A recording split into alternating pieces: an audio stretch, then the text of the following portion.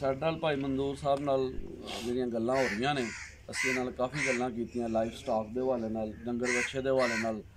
ਇਸ ਤੋਂ ਇਲਾਵਾ ਅਸੀਂ ਗੱਲ ਕੀਤੀ ਜ਼ਰਾਤ ਦੇ ਹਵਾਲੇ ਨਾਲ, ਮਹਿਕਮਿਆਂ ਦੀ ਜਿਹੜੀ ਜ਼ੁਲਮ ਨੇ, ਜ਼ਰਾਤ ਹੋਵੇ ਜਾਂ ਲਾਈਫ ਸਟਾਕ ਹੋਵੇ, ਉਸ ਹਵਾਲੇ ਨਾਲ ਗੱਲ ਕੀਤੀ। ਤੇ ਮੁਸਤਕਬਲ ਦੇ ਅੱਛਾ ਹੋਣ ਦੇ ਹਵਾਲੇ ਨਾਲ ਅਸੀਂ ਤੋਕੋ ਵੀ ਕੀਤੀ, ਨਿਰੀ ਮਾਯੂਸੀ ਨਹੀਂ। ਭਾਈ ਮਨਜ਼ੂਰ ਚਾਹ ਰਹੇ ਨੇ ਕਿ ਕੰਮ ਬਿਹਤਰ ਹੋਣਾ ਚਾਹੀਦਾ, ਜ਼ਿੰਮੇਦਾਰ ਨੂੰ ਕੰਮ ਛੱਡਣਾ ਨਹੀਂ ਚਾਹੀਦਾ ਤੇ ਅੱਛਾਈ ਦੀ ਉਮੀਦ ਰੱਖੋ। ਲੇਕਿਨ ਨਾਲ ਅਸੀਂ ਹੁਣ ਗੱਲ ਕਰ ਰਹੇ ਹਾਂ, ਚूँकि कूक पाकिस्तान कूक ਦਾ ਮਕਸਦ ਇਹ ਹੈ ਕਿ ਪੰਜਾਬੀ ਨੂੰ ਸਕੂਲਾਂ, ਕਾਲਜਾਂ ਤੇ ਦਫ਼ਤਰਾਂ 'ਚ ਲਾਗੂ ਕੀਤਾ ਜਾਏ ਤੇ ਪੰਜਾਬੀ ਲਾਗੂ ਹੋਣਾ ਚਾਹੀਦਾ ਤੇ ਪੰਜਾਬੀ ਬੋਲੋ, ਲਿਖੋ, ਪੜ੍ਹੋ ਤੇ ਸਮਝੋ। ਤੁਸੀਂ ਇਸ ਬਾਰੇ 'ਚ ਪੰਜਾਬੀ ਜ਼ੁਬਾਨ ਜਿਹੜੀ ਕਿ ਸਾਡੀ ਮਾਂ ਬੋਲੀ, ਇਸ ਬਾਰੇ 'ਚ ਕੀ ਆਖੋਗੇ?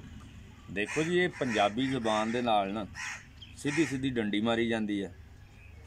ਸਿੰਧ ਦੇ ਵਿੱਚ ਪ੍ਰਾਇਮਰੀ ਤੋਂ ਉਹ ਸਿੰਧੀ ਜ਼ੁਬਾਨ ਲਾਈ ਜਾਂਦੀ ਹੈ। ਇਸ ਤਰ੍ਹਾਂ ਬਲੋਚਿਸਤਾਨ ਦੇ ਵਿੱਚ ਬਲੋਚੀ ਬੋਲੀ ਜਾਂਦੀ ਆ ਔਰ ਕਿਤਾਬਾਂ ਲੱਗੀਆਂ, ਬੱਚੇ ਨਿਸਾਬ ਦੇ ਵਿੱਚ ਸ਼ਾਮਲ ਨੇ। ਹਾਂਜੀ, KPK ਦੇ ਵਿੱਚ ਵੀ ਆ।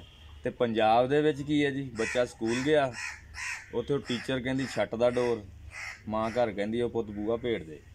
ਬੱਚਾ ਕੀ ਕਰੇਗਾ? ਇਹ ਇੱਥੇ ਕਿਉਂ ਹੈ? ਕਨਫਿਊਜ਼ ਹੋ ਜਾਏਗਾ, ਉਹਦਾ ਜ਼ਿਹਨ ਕੰਮ ਨਹੀਂ ਕਰੇਗਾ। ਯਾਨੀ ਵੀ ਪੰਜਾਬ ਦਾ ਹੀ ਬੇੜਾ ਕਿਉਂ ਗਰਕ ਕੀਤਾ ਜਾ ਰਿਹਾ? ਇੱਥੇ ਮਾਂ ਬੋਲੀ ਕਿਉਂ ਨਹੀਂ ਰਾਇਜ, ਜਦ ਕਿ ਤੀਸਰੇ ਤਿੰਨਾਂ ਸੂਬਿਆਂ ਦੇ ਵਿੱਚ 73 ਸਾਲਾਂ ਤੋਂ ਸਾਡੀ ਜ਼ੁਬਾਨ ਸਾਡੇ ਕੋਲ ਖੋਹ ਲਈ ਗਈ ਹੈ।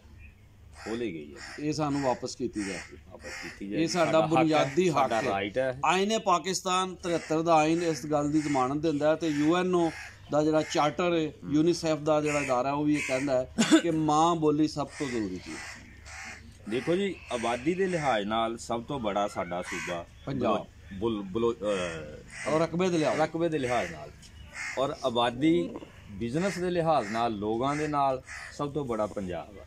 ਸਭ ਤੋਂ ਜ਼ਿਆਦਾ ਇਨਕਮ ਗੌਰਮੈਂਟ ਨੂੰ ਟੈਕਸਾਂ ਦੀ ਸੂਰਤ, ਕਿਸੇ ਵੀ ਸੂਰਤ 'ਚ ਪੰਜਾਬ 'ਚ ਜਾਂਦੀ ਹੈ। ਦੂਸਰੇ ਸੂਬਿਆਂ ਦੇ ਵਿੱਚ ਲੋਕ ਬਿਜਲੀ ਦਾ ਬਿੱਲ ਤੱਕ ਨਹੀਂ ਦਿੰਦੇ, ਇੱਥੇ ਇੱਕ ਮਿੰਟ ਦੇ ਵਿੱਚ ਬਿੱਲ ਮੀਟਰ ਲਾ ਕੇ ਲੈ ਜਾਂਦੇ।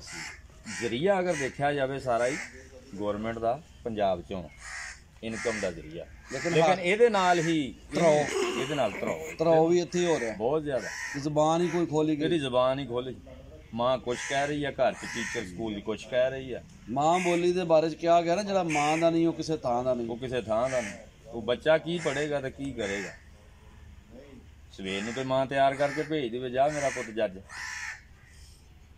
ਇਸ ਤਰ੍ਹਾਂ ਜੱਜ ਬਣੇਗਾ, ਉਹਨੂੰ ਇਹ ਨਹੀਂ ਸਮਝ ਕਿ ਮੈਂ ਪੜ੍ਹਨਾ ਕੀ ਹੈ, ਮੈਂ ਕਹਿਣਾ ਕੀ ਹੈ। ਲੋ ਜੀ, ਬਹੁਤ ਵਧੀਆ ਗੱਲਾਂ ਹੋਈਆਂ। ਅੱਜ ਅਸੀਂ ਕੂਕ ਪਾਕਿਸਤਾਨ ਕੂਕ ਦੀ ਟੀਮ ਦੇ ਨਾਲ ਇੱਥੇ ਝੁਮਰੇ 'ਚ ਫਿਰ ਰਹੇ ਹਾਂ। ਝੁਮਰੇ ਦੀ ਡਾਕੂਮੈਂਟਰੀ ਤਿਆਰ ਹੋ ਗਈ ਹੈ, ਇੱਥੋਂ ਦਾ ਤਾਰਫੀ ਔਰ ਇੱਥੋਂ ਦੀਆਂ ਪੁਰਾਣੀਆਂ ਇਮਾਰਤਾਂ ਵੀ ਕਵਰ ਕਰ ਲਈਆਂ ਗਈਆਂ। ਜਿੰਨਾ ਕੋਈ ਇੱਕ ਦਿਨ ਦੇ ਵਿੱਚ ਜਿਹੜਾ ਟਾਈਮ ਹੈ ਅਸੀਂ ਇੱਥੇ ਲਾਇਆ ਜੀ। ਅਸੀਂ ਭਾਈ ਮਨਜ਼ੂਰ ਦੇ ਵੀ ਬਹੁਤ ਸ਼ੁਕਰਗੁਜ਼ਾਰ ਹਾਂ ਆਪਣੇ ਚੈਨਲ ਵੱਲੋਂ ਕਿ ਤੁਸੀਂ ਆਪਣੇ ਟਾਈਮ ਦੇ ਵਿੱਚੋਂ ਥੋੜ੍ਹਾ ਜਿਹਾ ਵੇਲਾ ਸਾਡੇ ਲਈ ਵੀ ਰੱਖਿਆ। ਤੇ ਅਸੀਂ ਕੂਕ ਪਾਕਿਸਤਾਨ ਕੂਕ ਦੀ ਪੂਰੀ ਟੀਮ ਵੱਲੋਂ ਤੁਹਾਡੇ ਬਹੁਤ ਜਨਾਬ ਸ਼ੁਕਰਗੁਜ਼ਾਰ। ਦੇਖੋ ਜੀ, ਮਿਹਰਬਾਨੀ ਤੁਹਾਡੀ। ਜਿਨ੍ਹਾਂ ਦੀ ਜ਼ਿੰਮੇਵਾਰੀ ਆ ਇਹ ਚੀਜ਼ਾਂ ਦੇਖਣ ਦੀ, ਉਹ ਦੇਖਦੇ ਕੋਈ ਨਹੀਂ, ਦਫ਼ਤਰਾਂ 'ਚ ਬੈਠੇ। ਤੁਸੀਂ ਆਪਣੀ ਹਿੰਮਤ, ਆਪਣੀ ਮਦਦ ਆਪਦੇ ਤਹਿਤ ਇਹ ਆਵਾਮ ਦੀ ਗੱਲ ਜਿਹੜੀ ਉੱਪਰ ਤੱਕ ਲਿਜਾ ਰਹੇ। ਜਿਨ੍ਹਾਂ ਨੇ ਲਿਜਾਣੀ ਉਹ ਬੈਠੇ ਆ ਆਪਣੇ ਹੀਟਰ ਲਾ ਕੇ, ਗਰਮੀਆਂ ਤੇ AC ਲਾ ਕੇ ਬੈਠੇ ਆ, ਸਾਰੀਆਂ ਸਹੂਲਤਾਂ ਲੈ ਰਹੇ ਆ। ਬੜੇ ਸਕੇਲ 4 ਮਹੀਨੇ ਸੈਲਰੀਆਂ ਡਿਪਾਰਟਮੈਂਟ ਦੇ ਉਹ ਬੈਠੇ ਆ ਬਣ ਕੇ, ਕਾਬੂ ਕਰਕੇ। ਜਿਨ੍ਹਾਂ ਦੇ ਕੋਲ ਕੁਛ ਵੀ ਨਹੀਂ, ਉਹ ਸਫੇਦ ਹੱਥ, ਉਹ ਕਰ ਕੁਛ ਨਹੀਂ ਰਿਹਾ, ਵਾਈਟ ਐਲੀਫੈਂਟ। ਚਲੋ।